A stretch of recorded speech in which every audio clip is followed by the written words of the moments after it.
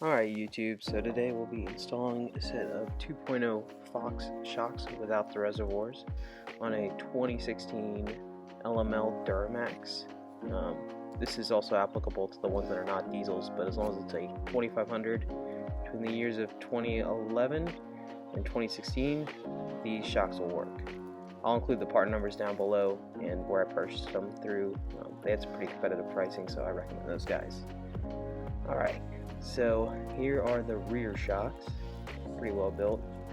As you can see, the top of the shock is really structured and well built. The bottom has a nice eye loop at the bottom, pretty nice aluminum. Here's the front shocks. You can see on the bottom, the bracket that attaches to the lower control arm is really beefy, and the top part that bolts to the shock strut mount assembly is really nicely built. Yeah, look at that shock body. The front shocks also come with some 3/4 gets zinc plated hardware for your top strut mount assembly. Yeah, so it goes right in there. It's different from the factory hardware, which I think is like a 21 metric, but should fit fine. And here we're just looking at the shock a little bit more. Cool.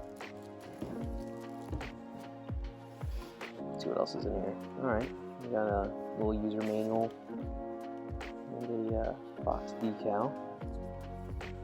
Yep, pretty sweet. So I had read on some online forums that people recommend waxing or ceramic coating the Fox shock bodies before actually installing them on the vehicle. The reason is because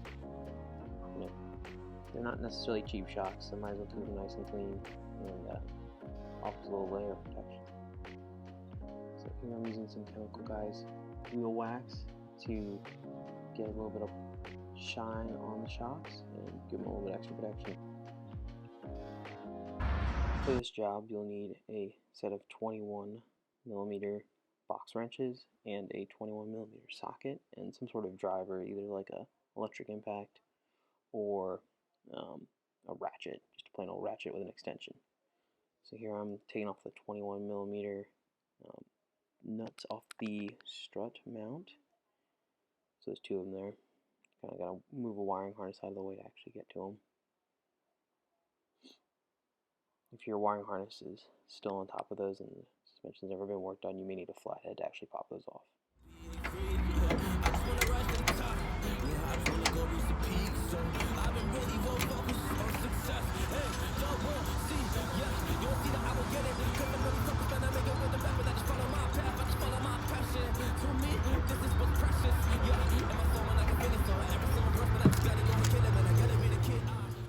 So on the bottom of the front strut, there's a 21mm bolt.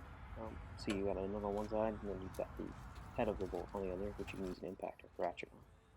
So go ahead and loosen that. You know that I go insane. Yeah, I hit you with a bullet to the brain. Then it's that first cause we going insane.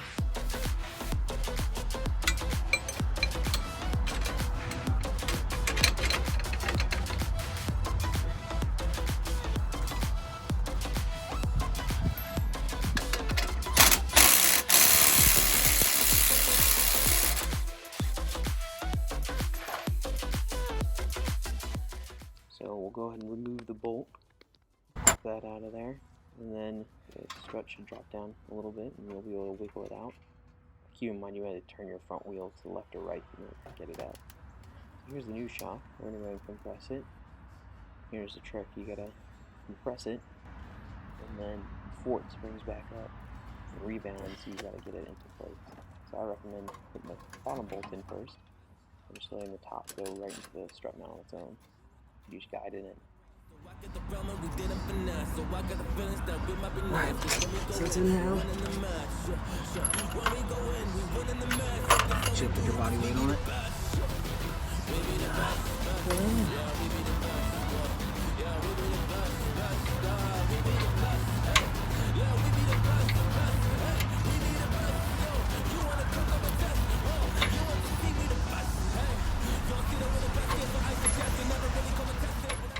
Go ahead and put the nut back on the other side of that 21mm bolt and hit that finger tight. We'll go ahead and hit it with the impact and the box wrench to get it a little bit snug. I give it about 2 or 3 ugga-duggas.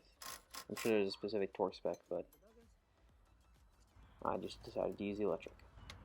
So we'll go ahead and put the 3/4 fasteners on the top of the box shock. The bolt head goes at the bottom and the nut goes at the top. I wasn't able to film it quite as I needed to right here, but you get the gist. The bolt faces upwards and the nut goes on top. There's also some washers that go right in between the mating surfaces of the nut and of the bolt head. So there's 4 of those washers on each side, so don't forget to put those in there too. Alright, so after I did both of the front ones and got those all tightened up with the electric impact, I went ahead and started on the back disassembly. So my tip is that you do the bottom bolt first. These are also 21mm, so you already have the same tools out for those ones. So we'll go ahead and loosen the bottom bolt and nut. You have to wiggle it a little bit just to get it to come loose. If they're anything like mine, I mean, there's a good bit of surface rust on them.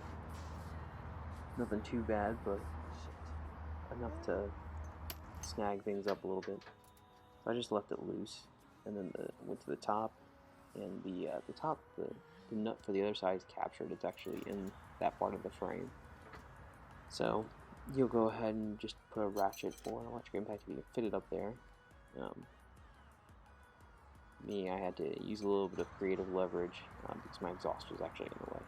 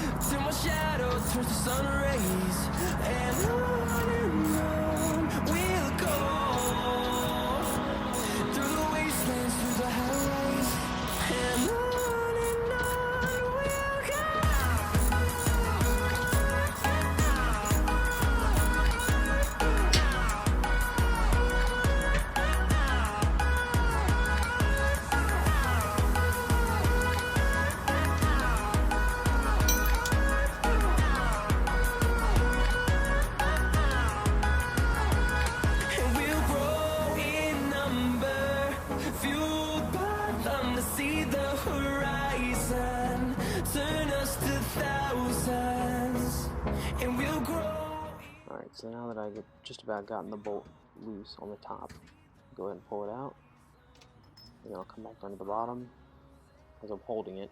I learned that lesson earlier. I had one almost fall on me, but you go ahead and try to pull the bottom bolt out as you're holding the shock in place.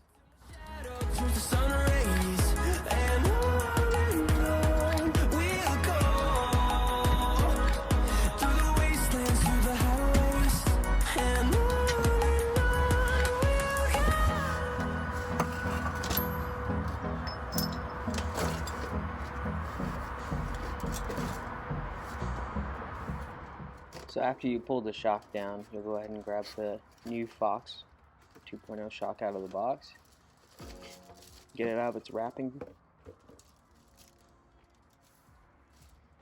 And you're going to leave that plastic strap that's around the shock, you're going to leave that on there for right now. You'll cut that off once you actually have the shock all bolted in place.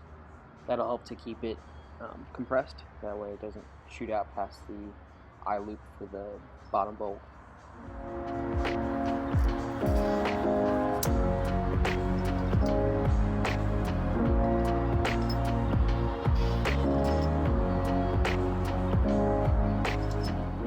So you'll go ahead and start installing the shock by putting the shock up in the upper mount. You'll have your bolt there. Go ahead and thread that bolt in there and get it finger tight.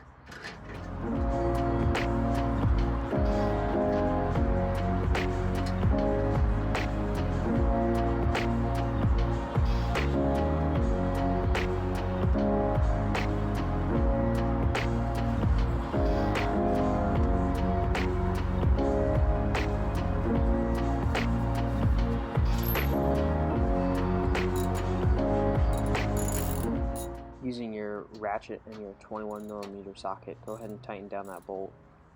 And you may have to wiggle the shock around just to get it to get started, but as long as you got it in there and start getting it tight, get it cinched up in there, and the bushing will give enough play to allow you to move it around.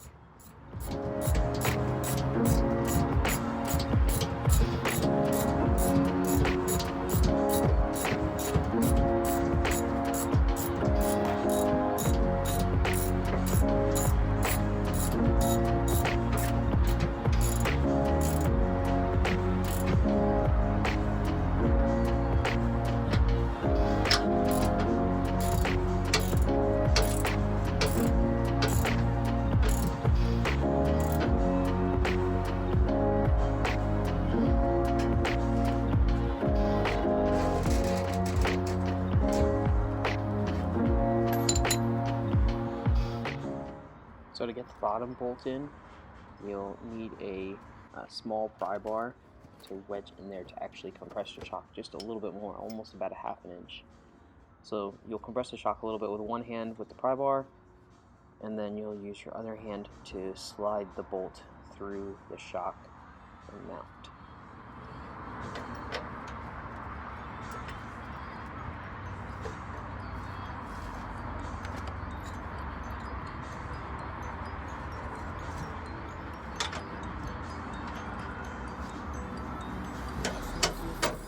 Once you have the bolt through the shock, go ahead and start threading on the 21mm nut on the other side. And on the bottom you should be able to fit an electric impact and your box wrench on there. So we'll go ahead and tighten that up and cinch it down, give it a few ugga-duggas.